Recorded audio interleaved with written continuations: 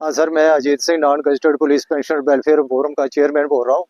Sir, हमारा एक protest है, जो आईआरपी और आर्मर्ड के साथ डिस्क्रिमिनेशन ऑफ प्रमोशन, इनके साथ बहुत ज़बरदस्त ज्यादती हो रही है आर्मर्ड के साथ और आईआरपी के साथ। जो डिस्ट्रिक्ट पुलिस के हैं वो 1995 के सब इंस्पेक्टर हैं, जबकि आईआरपी और आर्मर्ड के जो है इस वक्त सिर्फ हेड कांस्टेबल है 1988 के। This is lot of injustice. ये इनके साथ बहुत बदा मजाक किया जा रहा है और नहायत ही इनके साथ एक बेइंसाफ़ी है। और जबकि डीजीपी हमारा एक है, डीजीपी आर्मर्ड और डिस्ट्रिक्ट पुलिस का एक है, फिर ये डिस्क्रिमिनेशन क्यों है? हम तो ये चाहते हैं कि इसको दिल्ली पैटर्न पर, जस्ट लाइक दिल्ली, कि वहाँ पे पहले 10 साल सर्विस आर्मर्ड की होती है, वो उसके बाद उनको घुमा के 5 साल सीआईडी, 5 साल ट्रैफिक, 5 साल क्राइम रेलवे वगैरह में भेजते हैं। वो उससे उसकी सर्विस पूरी हो जाती है और वो जवान भी मतलब तंग नहीं आता।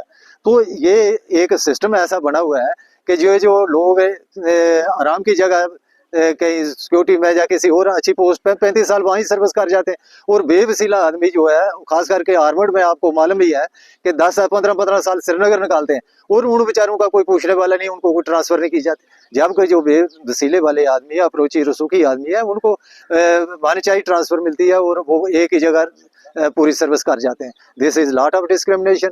ये बहुत बड़ा एक बेइंसाफी और उनके साथ ज्यादती है। मैं डीजी साहब से ये रिक्वेस्ट करूंगा, इसका कोई टाइम बाउंड बनाइए कि 5 साल एक महकमे में जाए, ट्रैफिक में 5 साल सीआईडी, 5 साल रेलवे क्राइम, और इस तरह इनको घुमा के सर्विस की जाए ताकि उनको भी पता चले। और ये जो इनके साथ ज्यादती हो रही है कि प्रमोशन में, वो भी इनके साथ नहीं होनी चाहिए। और जबकि मैं मिस्टर जैन जो डीजीपी है उनसे रिक्वेस्ट करूंगा कि ये जो आर्मर्ड और आईआरपी की 1200-1500 पोस्टें खाली पड़ी हैं और इनको जल्द से जल्द फिल किया जाए। और जो लोग नियर अबाउट रिटायरमेंट हैं, जिनकी साल 2 साल या 6 महीने सर्विस रह गई है, उनको पुराने रूल के तहत, वो पहले रूल होता था कि 3 साल के बाद उनको प्रमोट किया जाता था।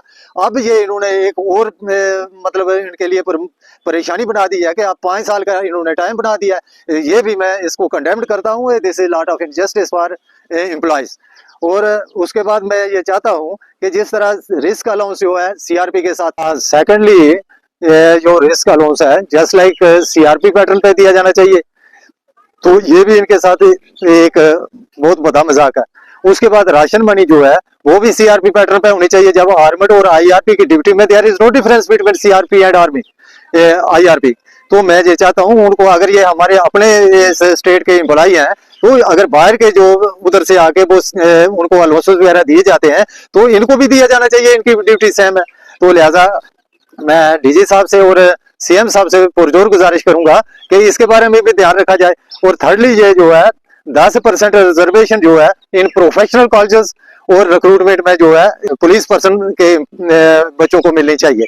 और थर्डली ये जो मेडिकल अलाउंस है, ये सिर्फ हमें 300 रुपया दिया जाता है, जबकि लेह और जम्मू यूटी इकट्ठे ही एक दिन बनी, तो ले यूटी को 1000 रुपया एम्प्लॉय को दिया जा रहा है, तो हमें सिर्फ 300 रुपया दिया जाता है, जबकि सेंटर ने 2017 से ये मेडिकल अलाउंस वहां पे 1000 रुपया दिया था।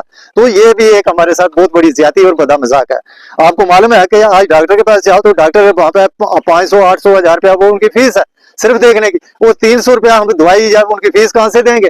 तो लिहाजा ये इनको गवर्नमेंट को सोचना चाहिए। और मैं फारूक उमर साहब से भी ये गुजारिश करूंगा और डीजी साहब को भी कि ये रिकमेंड करके और इसके बारे में जल्द से जल्द इस मसले को हल किया जाए।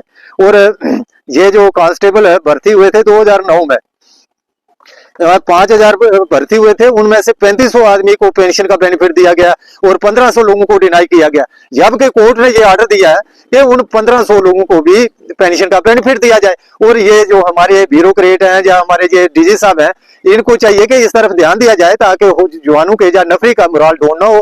और खास करके जैन साहब जो है हमारे एडीजीपी हैं, इनको खास करके इस तरफ ध्यान देना चाहिए ताकि उनके साथ इंसाफ और उनको उनका बनता हक मिलना चाहिए। Thank you very much.